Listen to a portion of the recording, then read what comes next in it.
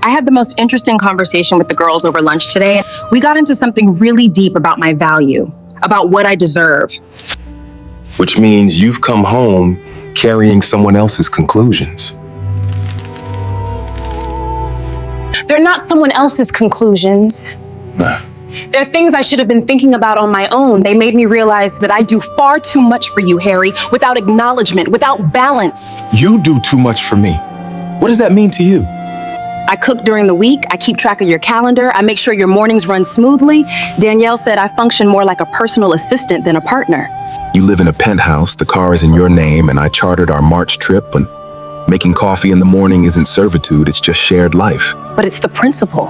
I shouldn't have to perform domesticity to justify my place here. It creates an imbalance. It gives you leverage over me. You didn't feel that imbalance yesterday or the day before? One lunch and the entire architecture of your life has become oppressive.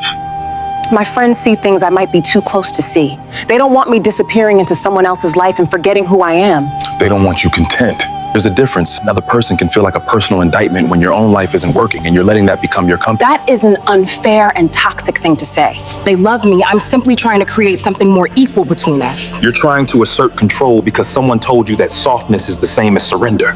You brought their resentment into my home. Then it's staying on the table. From today, I'm no longer managing your mornings. If you want coffee, you know where the kitchen is. I'm establishing a new arrangement. Understood. Come with me. Where? The study. Harry, what is the point of?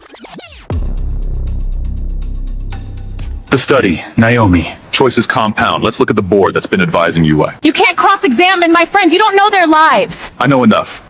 This is ridiculous. Danielle, 34.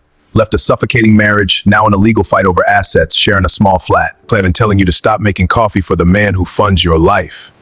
Oh, come on. Her marriage was genuinely damaging. Leaving was brave. That doesn't disqualify her perspective. Her bravery has cost her the better part of her 30s and her financial stability. I'm not criticizing her choices. I'm questioning why her blueprint is now being applied to your situation. What about the other one? Priya? Priya is an independent woman. She built her career from nothing. She believes a woman should never make herself small for a man. Priya is 37, successful, and still on dating apps, complaining every man is unavailable or intimidated by her. She has built a fortress and then written essays about her loneliness. That's who's handing you a strategy. They are trying to protect me. They don't want me to lose my sense of self inside this relationship. They are protecting themselves from the discomfort of watching you thrive in something they couldn't build. Women support each other. You're reducing it to jealousy because it's easier than taking the criticism seriously. If they supported you, they'd be asking how to strengthen what you have, not handing you a list of grievances designed to destabilize it. There's a particular kind of advice that sounds like wisdom and functions like sabotage. That's what came home with you today. Are you saying you'd actually end this over a conversation I had at lunch? I'm not issuing a threat.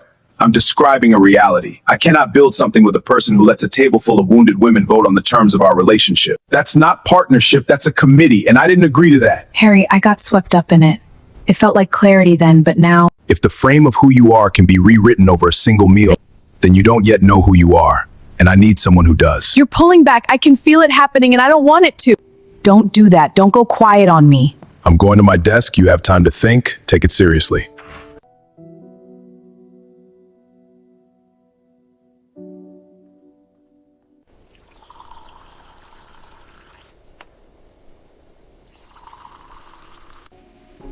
I made it the way you like it. I mistook bitterness for insight and almost lost something real. I left the group chat. I needed you to know that. Sit down. What changed? I looked at my reflection in that window and asked myself what I actually wanted. It's not power, but this. It was always here.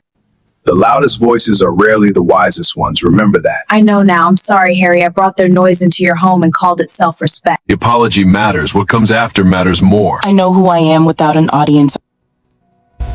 Then be her. A man doesn't hold his ground to win an argument.